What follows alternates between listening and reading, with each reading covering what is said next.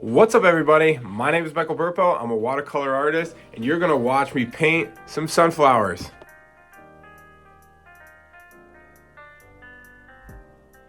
Oh, good stuff. Alrighty. We gotta quickly lay down a little sketchy sketch, and then we're going to paint them. Alright, so I'm doing a little sketch, and for flowers, it's not important about getting the petals in there because that'll restrict me using the brush. I really just want the shape in there, as well as what the negative space is gonna be. But what's my second favorite medium? Probably acrylic. I think that acrylic is really really versatile. You can use it on shoes, you can use it on paintings. It mixes interestingly. I think it's the best sense of true color blocking can be done with acrylic because you can layer it on top of each other. So you can do like a chip series. Yeah, oh, good call. Yeah, let me show these Nikes off. Good setup there, P Lord. Yeah, so the cool thing about acrylic is you can put it on shoes and leather, and you can paint pretty much anything. So I made these custom Air Force Ones, white Air Force Ones. So from the top down, as a set, I think that they look sick. So from straight on, they look pretty official. So on the inside, I think these are sick. On the inside is the Inferno Cape design from old school RuneScape. That is how much of a dork and nerd I get. So you got these on the inside, and then on the outside is the. Oh, let me tip it down. There you go. On the outside is the Nike swoosh, just of the reverse side. I think that they turned out sick. I'm really proud of them. But I keep thinking that I might try to paint over them if I have more time. The thing I did bad with these is that orange is just one of those colors that I don't wear a ton of. So I don't wear them as often. But yeah, that's the Nikes. All right. So now we got to get the base layers in there. And what to me that's all about is preserving the light, meaning the white, and then also getting my base colors in at the lightest degree. So you'll see that I'm not painting like the most intense of oranges or yellows in there yet, because I can add that in later as a highlight or as a dark.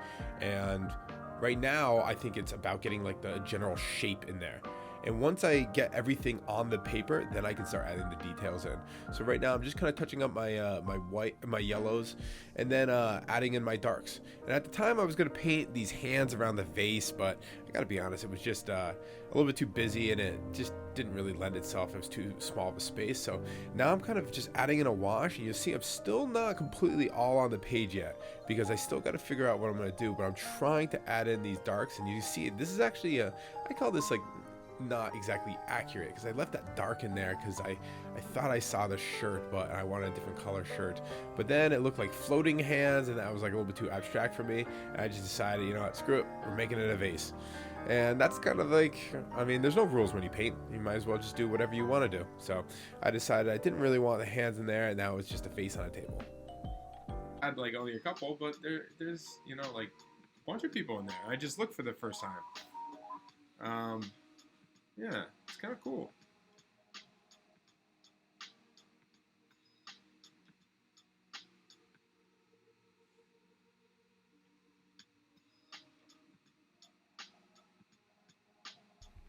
Hey, if you want to watch this kind of painting, give me a follow on twitch.tv/burpski, that's BURPSKI, and watch me stream. I stream on Sundays at around 4 o'clock, 2 o'clock-ish, and on Thursdays at 7 o'clock. And I stream and I chat, so drop in. All right. You know what? It's not bad.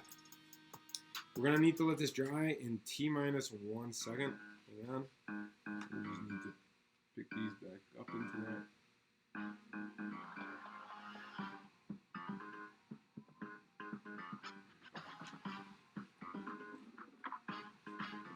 All right.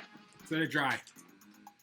I talked about this in my Cinderella painting. However, it bears repeating. The reason why I let it dry, I need to let the paints dry completely onto the paper so I can use a technique that's wet on dry.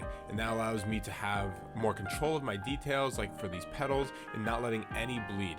If it's wet, the water is going to run onto the other water that's previously there, and it's going to give you a less defined look. And I like to switch that up between the background and the foreground and have some details. But you'll see that now I'm going in with the darks. I wanted to feel extra poppy for the yellows of the petals.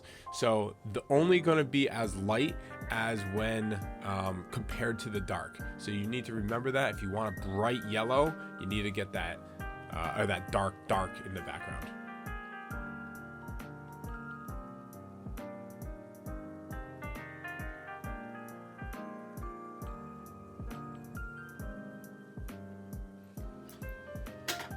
There we go.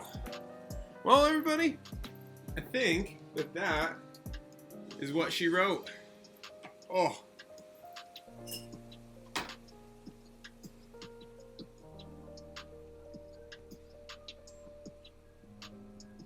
Wait a second. Oh my God, love it. All right, should we tear this off? Honestly, it's probably not quite dry yet. I'm gonna let it dry just a second longer, and then we will let it go. So, all right, here we go. Let's rip some shit.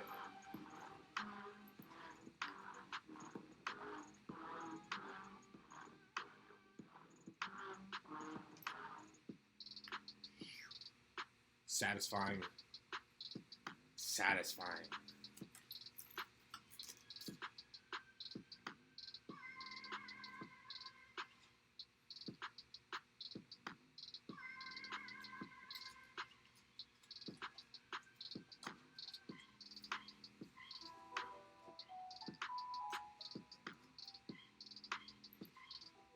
Satisfying. Oh, there it is.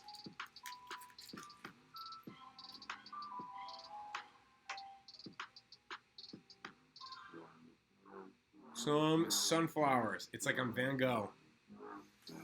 Clap. Everybody, can I get some claps in the chat? Can I get some Drakes in the chat?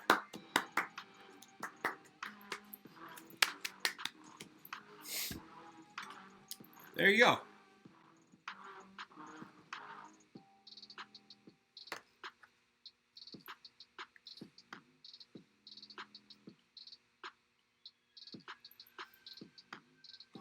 Drakes in chat, people. I feel pretty good about it. Well, I hope you enjoyed watching me paint those sunflowers. It was really enjoyable. I think that sunflowers are really a naturally beautiful kind of object to paint, so it kind of lends itself to being painted well. If you enjoy watching a video about me painting, you probably will enjoy watching me paint live. So stop by my streams. I stream every Thursday and Sunday. Thursday around 7 and Sunday around 2 o'clock Eastern. And I paint live and I talk, and you get to see it kind of unfold in real time. If you ask questions, I'd be happy to answer them. This painting is also available. It's going to be available on my Etsy, and the link will be in the show notes below. Got lots of cool prints there, or you can buy the original.